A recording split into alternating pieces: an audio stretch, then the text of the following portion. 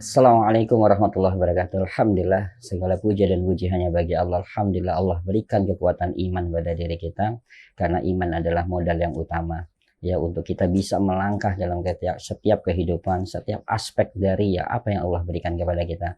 Artinya tidak akan mungkin keimanan itu muncul tanpa kita mensyukuri semua nikmat yang Allah berikan. Nah, para jamaah sekalian, alhamdulillah ya, kali ini di masa pandemi ya bukan berarti kita untuk berhenti dalam berkarya, bukan berarti kita untuk berhenti dalam dakwah, tapi ini menjadi tantangan bagi kita supaya di masa pandemi ini dakwah kita tetap tersiar, kesehatan itu tetap kita jaga, dan yang pasti keimanan itu tetap kita tempelkan di dalam hati kita dan mengalir dalam darah kita sehingga ini menjadi amunisi yang terbaik. Apakah ada dampak-dampak tertentu vitamin D ini bagi kesehatan, dan dari mana kita bisa dapatkan? Kalau kita bicara tentang pandemi, nah hari ini adalah yang disampaikan adalah bagaimana tentang vitamin D. Nah, para jamaah sekalian, vitamin D itu banyak sekali. Yang pertama bisa kita dapatkan dari cahaya matahari, itu gratis.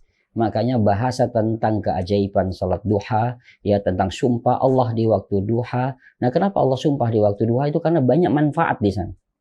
Ya, maka dikatakan olahraga yang tepat juga itu adalah di waktu duha, ya karena memang sumpah Allah yang sangat luar biasa di waktu duha. Jadi berjemur di pagi hari di waktu duha ini juga bisa menghasilkan vitamin D. Jadi vitamin D ini bisa muncul dari dalam diri kita atau kita tambah dalam asupan kita. Nah, terus yang kedua, dari mana lagi? Dari alam. Misalnya bisa juga kita dari minyak ikan, dari hati minyak itu ya, hati ikan ya, udah itu juga dari makan-makan. Nah, tapi yang menarik, vitamin D yang menarik ini adalah sebenarnya adalah dari kurma yang sifatnya jauh lebih stabil. Nah, ada satu penelitian dalam kitab klasik ya dibahas tentang kurma itu adalah mengandung vitamin D yang sangat stabil, dan bahkan kurma itu juga bisa menguatkan tentang paru-paru kita. Nah, jadi ini nyambung ya, kaitannya vitamin D ya untuk meningkatkan imun kita ya, dan vitamin D juga ya atau kurma untuk menguatkan paru-paru kita. Kenapa? Karena virus ini banyak menyerang adalah organ paru-paru. Kalau kita bicara tadi tentang ya kurma dan kaitannya dengan paru-paru, ini sudah dibahas oleh seorang ulama kita yaitu Ibnu Qayyim Az-Jauzi, bahwa kurma itu memiliki sifat panas, lembab, dan kering. Nah, bahasa kering di sini adalah paru-paru. Jadi secara sifatnya saja kurma ini sangat baik untuk paru-paru. Jadi ya para jamaah sekalian, kita nggak usah pusing. Ya, seorang muslim maka wajar dikatakan jangan sampaikan atau jangan biarkan di rumah kalian itu tidak ada kurma. Karena di mana rumah yang tidak ada kurma pasti akan ada kemiskinan atau kalian akan miskin. Nah, artinya nanti banyak penyakit. Ya banyak cara. Kita tidak mesti harus kurma yang mahal.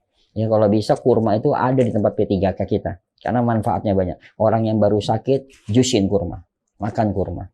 Ya, atau orang yang baru sakit bikin nabis, minuman kesukaan Nabi. Nabi mengatakan ada minuman kesukaanku yang dibuat oleh wanita dari Habasyah, yaitu kurma yang direndam di malam hari, diminum di pagi hari. Kurma yang direndam di pagi hari, diminum di malam hari. Kenapa Nabi mengatakan direndam di malam hari, diminum di pagi hari? Nah, karena lebih dari itu, rendaman kurma itu menghasilkan alkohol. Maka Nabi mengatakan di dalam tamar ada khamar, di dalam kurma ada khamar.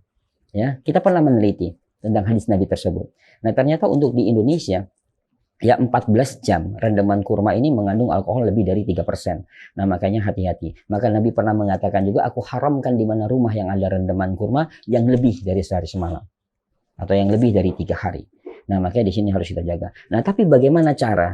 Kalau tadi kita bicara kan bahwa vitamin D ini kaitannya dengan kurma, bisa juga dengan cahaya matahari, dan banyak lagi kearifan lokal. Bisa hati ikan, segala macam ini mengandung vitamin D yang tinggi. Bisa sereal, makanya juga terkait dengan pengobatan wahyu atau nutrisi langit. Ya, sereal itu sangat baik. Maka Nabi mengkonsumsi gandum atau sereal itu di malam hari karena ini menjadi juga asupan dari vitamin D.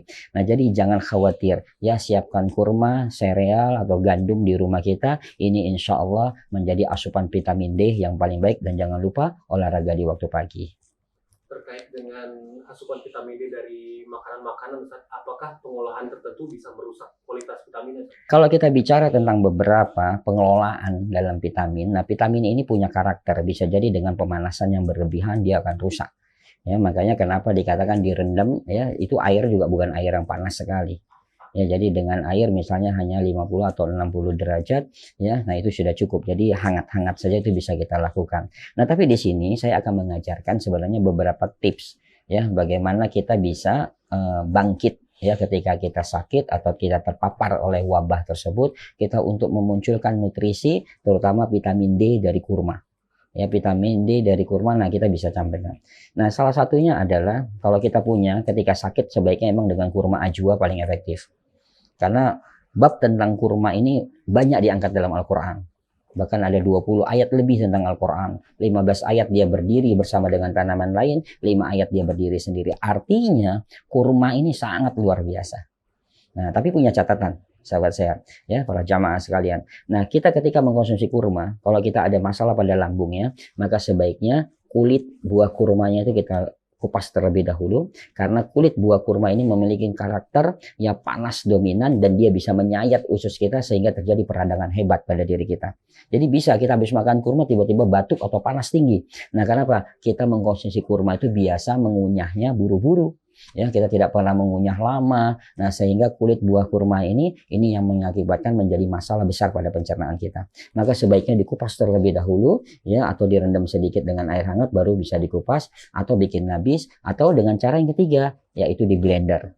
Ya, di blender kurma tidak akan rusak dengan logam, kurma tidak akan rusak dengan RPM yang tinggi. Jadi bisa kita ambil 3 butir kurma ajwa dengan setengah gelas susu. Nah, setengah gelas susu. Ya, silakan. Susunya susu apa yang paling bagus? Ya, silakan susu cair yang berkualitas baik. Jadi tidak usah pusing dengan apakah harus susu sapi atau susu kambing. Semuanya penuh berkah karena diangkat oleh Rasulullah tentang susu ini semuanya banyak. Susu sapi diangkat dalam surat Al-Baqarah dan beberapa hadis sahih.